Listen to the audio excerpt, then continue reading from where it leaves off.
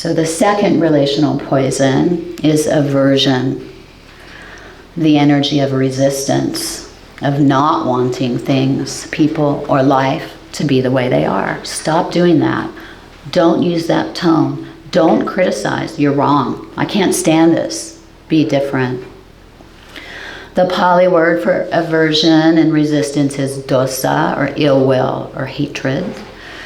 The impulse to push away what we don't like. In relationships, aversion usually doesn't look like overt hatred.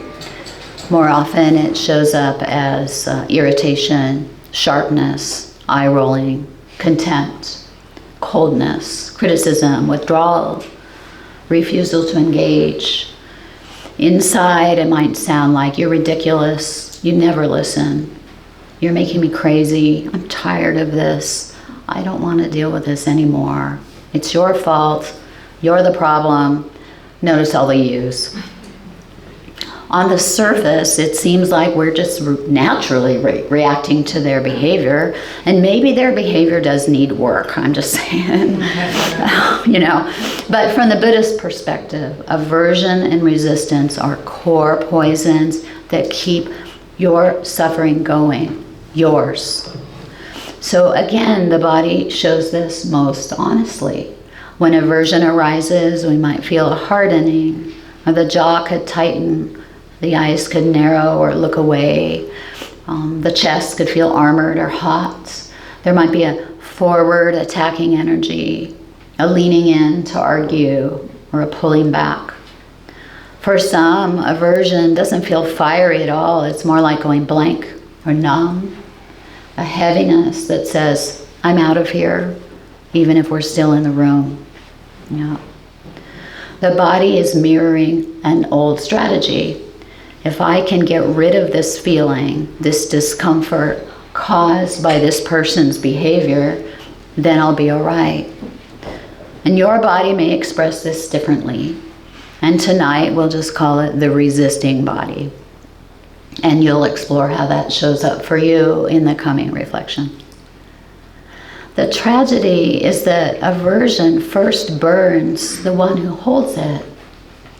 So long before our words land on the other person, our own nervous system is flooded with fight and flight and freeze chemistry. Someone uses a tone you don't like and your whole body tightens before you've had time to think. A partner does that familiar thing that pushes your buttons and you're already halfway into sarcasm or shut down. If we're not aware, we act from that tightening, right? We snap, we withdraw affection, stonewall, go on the attack. And like craving, the pattern feeds on itself.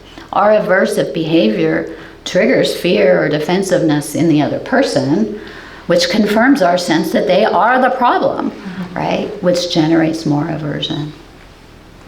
In Buddhism, this is understood as a deep, deep conditioned human response to pain and threat.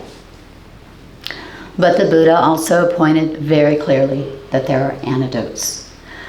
Traditionally, the medicine for hatred, aversion, or ill will is loving kindness, metta, a steady wish for the well-being and recognition that all beings, including ourselves, suffer and want to be free. And the second antidote is acceptance. So resistance, opposite acceptance, right? Accepting and allowing what is already happening rather than fighting it. So over time, these qualities can replace that reflex to attack or withdraw and strengthen our capacity to stay present, even with what we don't like. So how do we work with aversion in a relational moment, right in the heat of it, right? As usual, and you know what I'm going to say, the first move is to pause and name. That moment you catch that flavor of no, no, no, no. Or feel that sharp pushing away energy, you silently acknowledge aversion is here. Not wanting, resisting, and then notice where it lives in the body. The key is to recognize it as a state, not a truth. Instead of, I don't like this, you deliberately shift to the third person. Aversion, resistance is moving through this body right now. And that little small shift already creates some space. Now, second move is to find or touch the vulnerability underneath. Aversion is almost always protecting something more tender.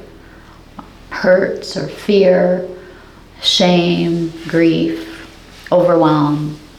You don't have to dig or analyze yourself in the middle of a difficult conversation, but you can ask yourself, what's hurting here? And maybe you sense a familiar feeling. This feels like being disrespected. This feels like being unseen, about to be shamed. Even the bare recognition that something softer is under that spike of anger can reduce your suffering. And this is where loving kindness and acceptance come in. In a charged moment, that begins with ourselves. So you might place a hand on your heart or belly if that's available. Feel the contact. Silently offer a phrase or two of self-kindness. This is really hard right now. May I meet this pain with kindness. Simply, it's okay. It's okay. So you're not excusing anyone's behavior. You're taking your own nervous system into your arms and soothing it instead of going on the attack. Yeah. This is an advanced move, offering kindness to yourself while a very persuasive part of you is insisting the other person is the entire problem. Only when that ground of self-kindness is at least a little established do we even consider extending compassion or kindness outwards. Only.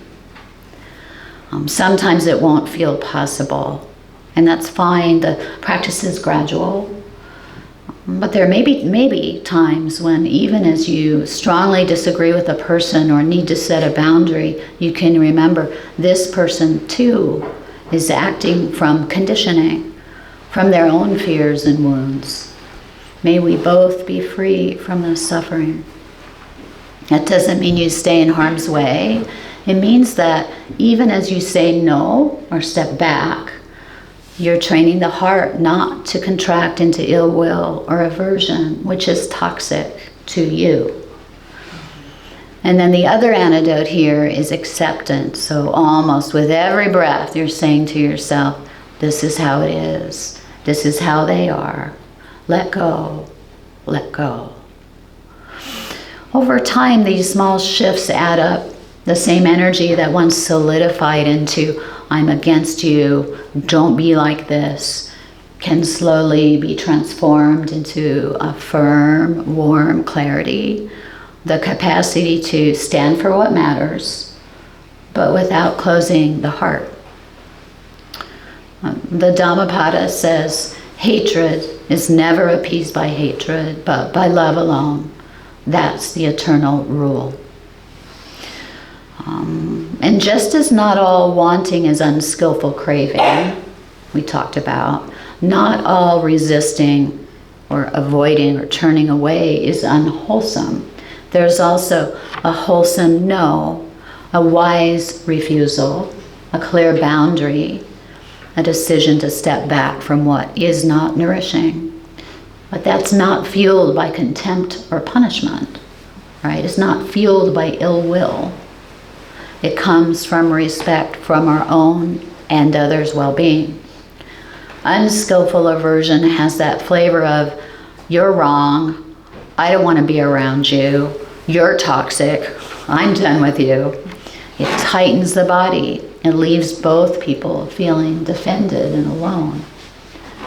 Wholesome refusal feels different. It might sound like, I can't continue this conversation in this way, or I'm not available for being spoken to like that, or I care about this relationship and right now I need to step back. And one way to sense the difference is to ask, what is this feeling of resistance protecting? Unskillful aversion protects that small, threatened self. Wholesome refusal protects life. It guards safety, dignity, clarity of mind. You can also look at the effects. Does the resistance leave you more contracted and bitter or cut off? Or does it create a little more honesty, sanity, space to breathe? In this way, saying no itself is part of the path, right? We're learning to let go, not only by softening into difficulty, but also by not colluding with situations and behaviors that cause suffering. So a wholesome no doesn't make the other an enemy. It recognizes this is not good to continue and steps aside. So the practice is to feel the surge of aversion in the body, touch the vulnerability underneath, offer kindness and acceptance, and then let our boundary come from care rather than resistance or ill will. So when, for example, a partner interrupts you yet again, you recognize the flash of anger as it shoots through the body. You pause, feel your feet on the floor, notice the rising heat, and name aversion is here. And then sense the hurt. Ouch, I feel dismissed, judged, unloved. And let that hand rest briefly on your chest. You breathe once or twice with that hurts, reminding yourself, this is how it is. This is how it is. And offer yourself a quiet, this is painful, may I be kind? And only then choose what to say. It's possible you might even silently generate goodwill to them if you're able. You might still express the impact. When I'm interrupted, I feel cut off. But the tone is different. It's less attack and more vulnerable truth. You may choose to step back from the interaction if the other person remains reactive in some way. But when you do it not from spite, but from care. So we'll do another reflection on aversion. So letting go of the words, finding a posture that's upright and yet relaxed.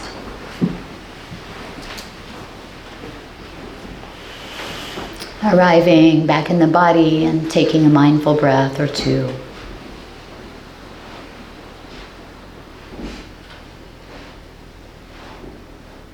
And then bring to mind a time when you felt resistance, aversion, not wanting in an interaction. Let it be mild to moderate, not the most triggering. Maybe you're annoyed by something someone was doing. You didn't want them to be the way they were. Recall where you were, who you were with, what was being said, and what you were resisting.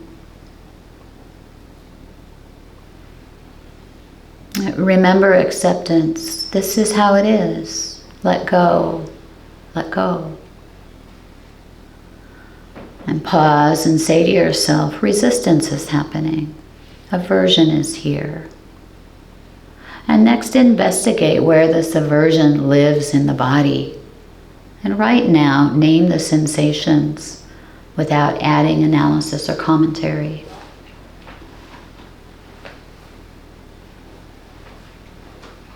This is your resisting body. And then ask yourself, what's hurting? What's being protected? If you can identify it, begin to offer self-kindness or self-compassion. This hurts. Let me be compassionate. May I be free of this suffering. Even if you can't name the specific vulnerability or hurt, still offer words of care. If you feel resourced enough, perhaps offer kindness or compassion to the other person, or to both of you at once. May we be free of suffering. May we forgive each other. May we find freedom.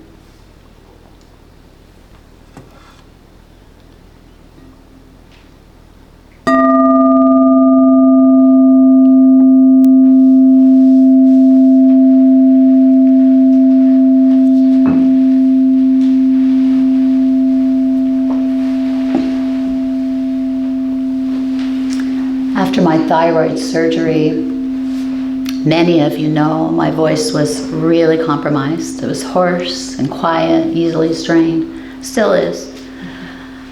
I spent the holidays with my older sister and brother-in-law, both of whom have significant hearing loss and need hearing aids. And again, they forgot to put them in.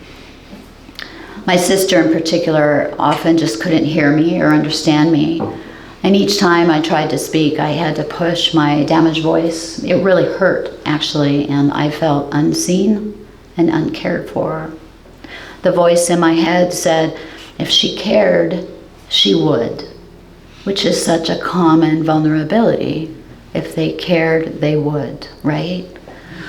Inside me, craving and aversion were sounding the alarm. I need her to listen to me to show she values me. That's what craving said. Aversion said, fine, I just won't talk to you unless you put those hearing aids in. My body mirrored this. I felt sometimes tight and constricted, sometimes leaning forward, grabbing. I had this story of isolation, anger, and the biggest trigger, my voice is being harmed. She sees it. She sees me wince. She sees me give up talking, and she still doesn't care and put those hearing aids in.